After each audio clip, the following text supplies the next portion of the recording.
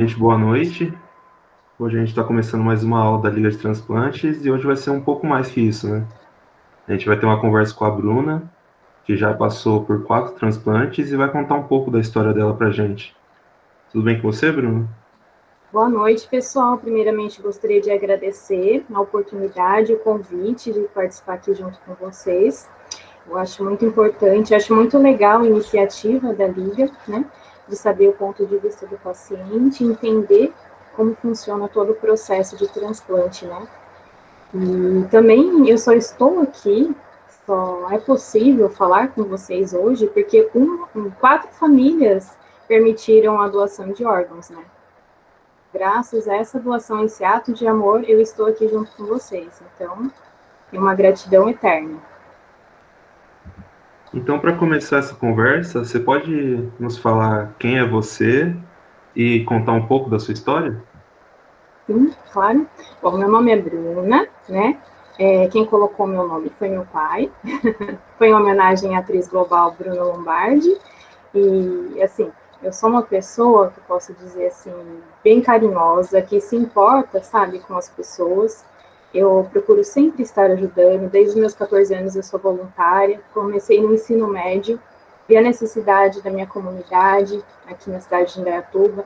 Vi muitas pessoas que estavam passando fome e decidi entrar para o grupo dos Vicentinos, que é da Igreja Católica, né? Faz arrecadação de alimentos e faz visita nas casas, ver como que está a condição de saúde deles, a condição econômica, né? Então, a gente fazia visita semanal e levava também o alimento todo mês, né? Então, eu sempre fui uma pessoa, assim, que se incomodada, digamos assim, com os problemas da sociedade. Então, eu tenho vários projetos, né? Eu sou ativista da causa da doação de órgãos, porque, como forma de gratidão, eu também quero ajudar outras pessoas que se encontram na fila de espera. Nós sabemos que tem mais de 40 mil pessoas esperando e a recusa familiar é muito grande por falta de informação. Então, tem uma batalha aí pela frente, né? Eu sou uma pessoa bem alegre, que gosta de dançar, gosta de estudar, gosta de trabalhar, né? E, assim, eu gosto de viver a vida. Depois do transplante, eu valorizei cada vez, né? Cada minutinho da minha vida. Então, tem que fazer por onde, né? Então, sou uma pessoa, assim, que gosta de estudar, eu gosto muito de... Sou uma pessoa determinada, né? Então, nas diferentes situações da vida. Procuro sempre estar melhorando, né? Melhorando a cada dia. E você pode contar um pouco para a gente do que você passou, do início da sua história, até só um resumo para a gente entender melhor? Uhum. Sim, eu nasci com oxalose primária, né? Por causa da consanguinidade dos meus pais. Eles são primos de primeiro grau. Então, assim, só foi descoberto com 3 aninhos de idade a minha doença, porque é uma doença rara. E, então, eu tinha infecções de urinas de repetição. E aqui na cidade de Indaiatuba, minha mãe passou com vários médicos e não conseguia descobrir o que era. E ela conseguiu um encaminhamento para a Unicamp e foi lá que foi descoberto o meu problema. Eu estava no corredor do hospital e a nefrologista, acredito que seja professora de vocês, vai ser a doutora Eliana Pires de Oliveira, ela estava passando no corredor, na época ela atendia só adultos, né? E ela viu uma criança de 3 aninhos, ela simpatizou comigo e decidiu perguntar para minha mãe o que eu tinha. Minha mãe falou todos os sintomas, uma criança apática, né? Com infecções de urinas de repetição. E, então ela decidiu fazer uma radiografia. E na radiografia foi constatado várias pedras, né? Nos 2 rins, estavam tomados de pedra. Então ela foi investigada onde vinham essas pedras. E com 3 aninhos de idade eu precisei fazer a minha primeira cirurgia, né, por corte, no qual foi retirada as pedras do rim do lado direito, porém ela retornou, em pouco tempo, menos de um ano, retornaram as pedras. Então eu fui fazer exame lá no Fleury, o qual foi constatado a oxalose primária, que é uma doença rara, que atinge uma pessoa a cada 100 mil habitantes, né? A deficiência de uma enzima hepática, a GT. Então, começou o tratamento por aí, né? Depois de descoberta a doença da oxalose primária. Então, a conduta foi que dieta alimentar, alimentos que não tinham oxalato ou eram pobres de oxalato, né? Tudo que era rico em oxalato, como verduras escuras, chocolate, Coca-Cola, eu não poderia estar comendo. Como explicar isso para uma criança, né? Que não poderia comer ovo de Páscoa, Comer chocolate, todo mundo gosta de chocolate, não é mesmo? Então, foi uma provação, desde a infância, adolescência, sem poder comer todos os alimentos com oxalose primária, uma dieta bem restrita, e também foram feitas várias cirurgias, bombardeio, né, e percutânea também foi realizada para tentar tirar as pedras, só que não resolvia. Todas as vezes que eram bombardeados, né, por vias, não resolvia, não quebrava a pedra, né, e formava tudo de novo, os cálculos iam se juntando. Com isso, fui perdendo minha função renal, fui perder o rim com 21 anos de idade. Como que nós descobrimos isso? O rim é silencioso, não apresenta sintomas, né? Mas só que eu comecei a ficar fraca, eu estava anêmica, eu tomava o sulfato ferroso de 15 em 15 dias, né? Porém, fui controlando, fazendo tudo certinho, tomando os medicamentos, né, fiz as cirurgias e tal, mas a gente acredita também que, devido a várias cirurgias, meu rim foi perdendo função, os dois, né, no caso. Então, assim, com 21 anos, foi descoberta uma consulta de rotina, sabe? Eu fui fazer os exames no Confiança, e Confiança me ligou, o pessoal falou, Bruna, passa com o seu médico, porque seus exames estão alterados, né? A ureia e a creatinina estavam muito elevados, e com isso eu fui passar com o Dr. Jean, que é meu médico, né? E ele constatou, ele falou, Bruna, você nem vai voltar para casa, você vai direto para o centro médico, a gente vai passar um catéter, você vai ter que começar a fazer hemodiálise. Foi um baque para mim, né? Eu estava com um uniforme da empresa que eu trabalhava, no escritório de contabilidade, e eu tive que ficar lá. Tive que começar a pesquisar, né? Porque eu nunca imaginava que eu poderia passar por isso. Nunca passou pela minha cabeça que eu ia precisar de transplante. Né? Foi um baque para mim, naquele momento de ter que colocar o catéter, o permicate, né, no tórax. Então, eu comecei a fazer hemodiálise. Depois disso, foi um baque emocional, assim, no sentido de chegar na sala de hemodiálise e ter só pessoas idosas. Eu falei, meu Deus, o que eu estou fazendo aqui? Né? Acabou a minha vida. Daí, naquele momento, não contive as lágrimas, né? Estava minha mãe do meu lado, uma enfermeira, e eles ficaram me orientando, falando que não era assim, que ainda tinha uma esperança e tudo mais, né? Aí, nós descobrimos que eu precisaria fazer o transplante, né, renal, mas só que só o renal não resolveria, porque o meu problema estava principalmente no fígado. Apesar dele fazer as funções normais, não tinha a enzima para quebrar o oxalato dos alimentos, né, que formava pedra nos rins. Então, se eu transplantasse o rim, iria formar pedra no rim transplantado. Então, nós precisaríamos fazer o transplante hepático primeiro. Fiz todos os exames, e assim, não poderia ser só uma parte do fígado, teria que ser ele inteiro, né, para produzir a enzima necessária. Tudo bem, fazia hemodiálise diariamente para tirar o oxalato do meu corpo, porque se eu não tirasse o oxalato, ele poderia grudar nos meus ossos, ou se não no fundo do olho, correndo o risco de ficar cega. Né? Então, fiquei na fila de espera, demorou cerca de 3 meses para aparecer um fígado para mim. Fiz o transplante em maio de 2010. Aí, em maio de 2010, deu uma trombose na artéria hepática. O fígado funcionava, mas não funcionava totalmente, né? Porque uma trombose é um grande problema. Então, fiquei na fila, novamente, né? Aí, fiquei no hospital esperando aparecer um órgão, mas o órgão não era bom. Então, nós decidimos, né, junto com a equipe médica, que eu teria que voltar para casa, mesmo que eu caísse alguns níveis da fila, né, algumas posições da fila, estando em casa, mas eu precisaria me recuperar, porque não conseguia me alimentar direito no hospital e nem fazer as atividades eram necessárias, né, para recuperar a massa muscular, porque perde-se muita massa muscular, né, quando faz uma cirurgia de grande porte dessa, e o tempo que fica na UTI também, né, o tempo que fica entubado, né, eu fiquei entubada, né, daí depois eu fiquei a maior parte do tempo na UTI, foi uma semana, e depois eu fui para o quarto, foi cerca de 18 dias na primeira internação. Depois disso, né, de descobrir a trombose, voltar para casa e ficar na fila de novo, fiz de novo em agosto de 2010. Aí, em agosto de 2010, deu trombose de novo na artéria hepática, só que ela veio acompanhada de uma rejeição gravíssima. Né? Naquele momento, foi decretado que se não aparecesse um órgão para mim, eu iria falecer. Né? Eu falo que foi um milagre na minha vida, porque Foi em 15 minutos que apareceu o órgão para mim, veio ali de helicóptero, e deu tudo certo. Naquele momento deu certo, mas a gente não sabia que viria, né? O médico liberou para que os familiares viessem me visitar, ficassem comigo na UTI, que antes não era permitido, né? Porque todo mundo achava que eu não iria resistir, porque o vazamento de sangue era enorme, né? Já estava tendo muita hemorragia, porém apareceu o órgão no momento que eu precisava. Então, no dia 1º de setembro de 2010, foi o dia que deu certo o transplante, né? Foi o terceiro transplante. Em uma semana eu fiz 2 transplantes. Então, o ano de 2010 foram marcados por 3 transplantes hepáticos. Só que eu tinha um outro problema. Além de ter feito o transplante hepático, eu ainda precisava fazer o transplante renal. Então, eu fazia hemodiálise na UTI, né?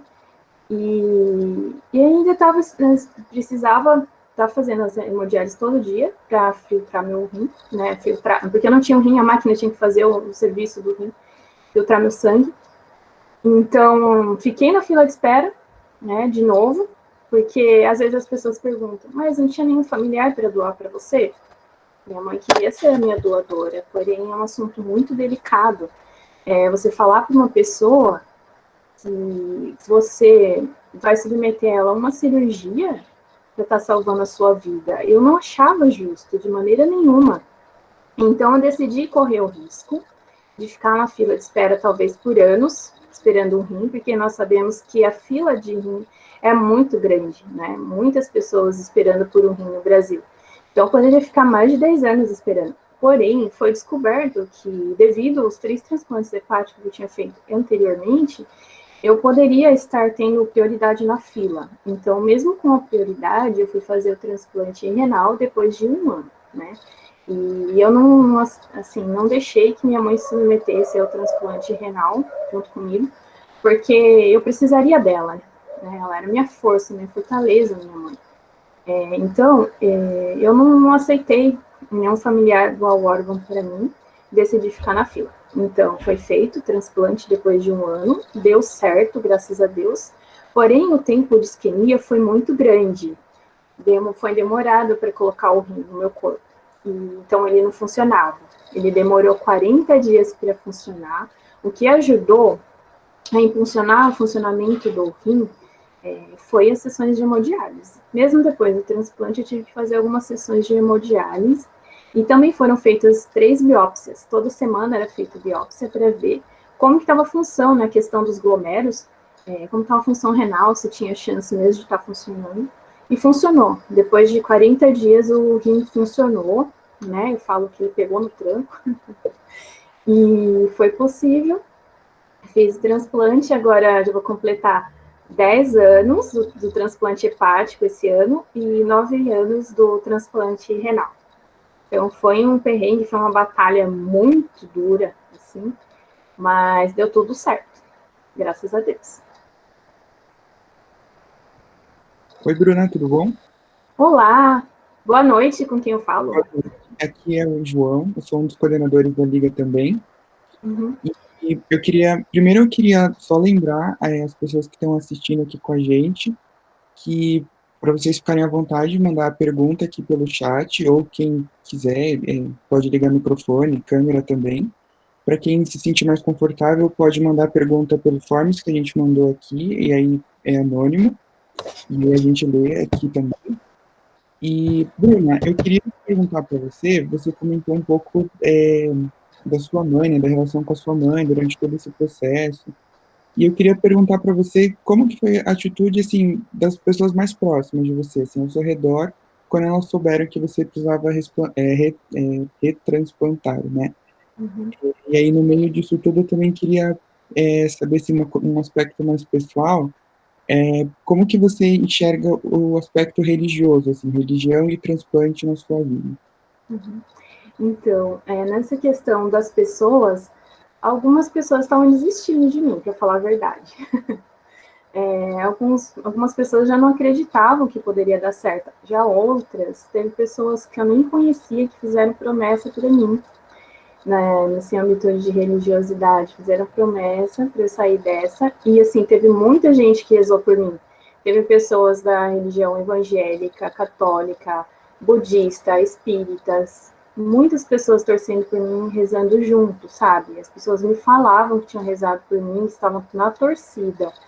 Então, muita gente me ajudou, mas eu posso citar para vocês que a equipe do hospital me ajudou bastante. Eu acredito que na Unicamp nós temos profissionais que são modelo no Brasil inteiro, tá? Eu tive experiência com 2 hospitais, o hospital particular e o hospital público. Eu posso dizer que os melhores profissionais estão no hospital público da Unicamp, porque as enfermeiras, elas conversavam comigo, sabe?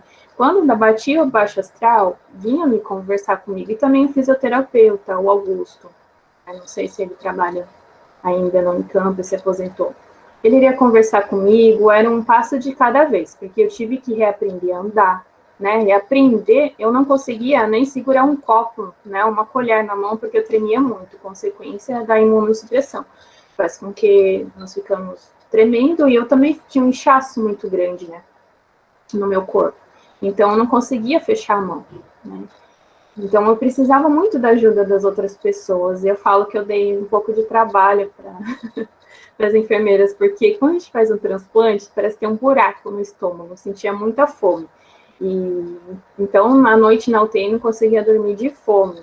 E às vezes elas me davam bolachinha, sabe? Um lanchinho delas, elas me davam porque eu estava morrendo de fome. E também, por causa da imunossupressão, eu não conseguia dormir direito, sabe? Então, ficava quase o tempo todo acordada. Mas eu posso dizer que as pessoas foram muito solidárias comigo, sobretudo os desconhecidos, digamos assim, que se tornaram amigos depois, pessoas da fisioterapia, psicólogos, enfermeiros, que são meus amigos pessoais hoje em dia, que deram uma força danada. Tem uma técnica de enfermagem maravilhosa, chamada Simone Secato, que ela me ajudou muito. Ela tinha um carinho imenso por mim, sabe? E eu tinha todo um processo que eu tinha medo de ficar com escaras, né? Então, pedi para minha família comprar aquele colchãozinho, caixa de ovo, né? E também passava creme, né? Iridoide, o tempo todo. E ela tinha paciência comigo, sabe? Então, isso eu acho que é um grande diferencial, né, dos profissionais, ter paciência e passar um conforto. Também teve o Dr. Caio, que ele ficava conversando comigo, às vezes fazia piada e tudo, dá força, né? Porque na UTI não é permitido ficar vindo pessoas toda hora visitar, né? Então, a maior companhia ali, que a maior parte do tempo, são os médicos e os enfermeiros, né? Então, só tenho a agradecer. E foi muito legal da parte das pessoas, né? E em relação ao retransplante, ninguém acreditava que estava acontecendo aquilo, né? Muitas pessoas achavam que eu iria morrer mesmo, assim, achavam que não ia dar certo. Até teve um médico, que eu esqueci o nome dele, que ele achava que não iria dar certo, na verdade, né? Ele era ateu, e ele falou que não ia dar certo, mas ele estava presente naquele momento que apareceu em 15 minutos, então acredito que também talvez tenha algum propósito, certo? E ele viu que o poder da oração é possível, sim, acontecerem as coisas, por isso que eu falo que foi um milagre, e eu vejo a religiosidade como fundamental para esse processo todo. Porque se eu não tivesse fé, talvez não teria dado certo. E eu acredito que tem que ter muita fé, muita oração, que foi o que me ajudou, com toda certeza. Oi, Bruno, é o Henrique. E como foi para você, por exemplo, a experiência com esse médico que considerou que não ia dar certo? Como foi a experiência com ele? O que você sentiu, assim, quando o que ele te passava? Então, eu não senti muita confiança, para falar a verdade, né? Que é uma pessoa que não está acreditando, né? Que eu não sentia confiança, esse foi o sentimento, assim, né? Eu fiquei admirada, falei, não, mas eu respeito a opinião, tudo bem, né? Acredita-se na ciência acima de tudo, né? Não acredita no poder de Deus, mas isso é uma opinião minha, né? Eu acredito em Deus, tem pessoas que não acreditam, e talvez, né, aconteçam certas coisas na vida das pessoas para elas aprenderem também que sim, é possível, porque como nós vimos, demora-se um tempo para chegar um órgão, né? 3 meses aproximadamente do fígado, antes da pandemia, né? Agora tudo se complicou. Porém, na minha época, eram 3 meses e chegou em 15 minutos a ligação, falando que ia vir de helicóptero e tudo mais. Aí o procedimento foi me estabilizar, né, colocar o catéter no pescoço e controlar a hemorragia até o momento do transplante. Foi isso. Oi, Bruna, tudo bem? Oi, É o Igor. Igor aqui falando. Eu também sou coordenador da Liga de Transplantes e eu queria perguntar, qual a primeira coisa que você fez quando sentiu, viu que estava livre do catéter e dos acessos e também como você se sentiu em relação a isso? Nossa, é uma liberdade tão grande ficar livre do catéter, principalmente no pescoço, porque dói demais, né? E outra coisa, o respirador, né? O tubo, aquele tubo sufoca demais, né? Eu não conseguia enxergar porque durante a cirurgia o meu olho ficava aberto, então isso impressionava um pouco os médicos que estavam fazendo a cirurgia. Então eles colocaram alguma coisa para fechar meu olho, acho que fez um esparadrapo. Então tinha muita pomada no meu olho, eu não conseguia enxergar, porém eu sabia quem estava do meu lado. As duas primeiras pessoas que foram me visitar depois que eu acordei foi a doutora Eliana Pires de Oliveira e o doutor José Eduardo, ambos nefrologistas, que eu tenho um carinho enorme, eu falo que eles são anjos na minha vida, porque a gente pega afeição, né? Eu considero ela como se fosse uma mãe para mim também, porque ela descobriu meu problema com 3 anos de idade. Sou muito grata à doutora Eliana, né? E foi uma equipe gigantesca que ajudou a descobrir o meu problema. Tinha o doutor Figueiredo também, que acredito que já se aposentou, nefrologista muito conceituado. E o doutor José Eduardo, que me ajudou muito no período da hemodiálise, né? Então, tenho um carinho muito grande por eles, né? E, assim, você perguntou para mim sobre os acessos, né? Então, quando tirou aquele tubo, foi uma sensação maravilhosa, porque ficava sufocando demais. Principalmente quando tinha secreção e tinha que limpar, aquilo machucava demais. E quando estava também no pescoço aqui, dava uma dor de cabeça, um incômodo terrível, né? E também o dreno incomodava para andar, incomodava para tudo, né? Doía também. E o catéter do Permicat, que era o principal, que eu tive que conviver com ele 2 anos da minha vida, que eu troquei só uma vez, né?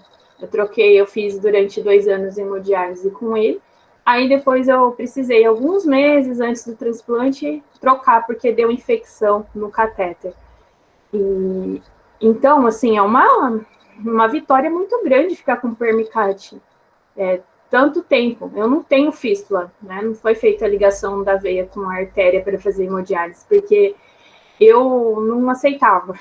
Eu achava que ia ficar parecendo uma mutante e eu não deixava eles fazerem. É um risco que eu estava correndo, ficar com o Permicat ligado direto no coração, né? Mas eu corria esse risco, tomava todos os cuidados, colocava curativo transparente, na hora de tomar banho era com um chuveirinho, minha mãe lavava o meu cabelo, dava um trabalhão danado.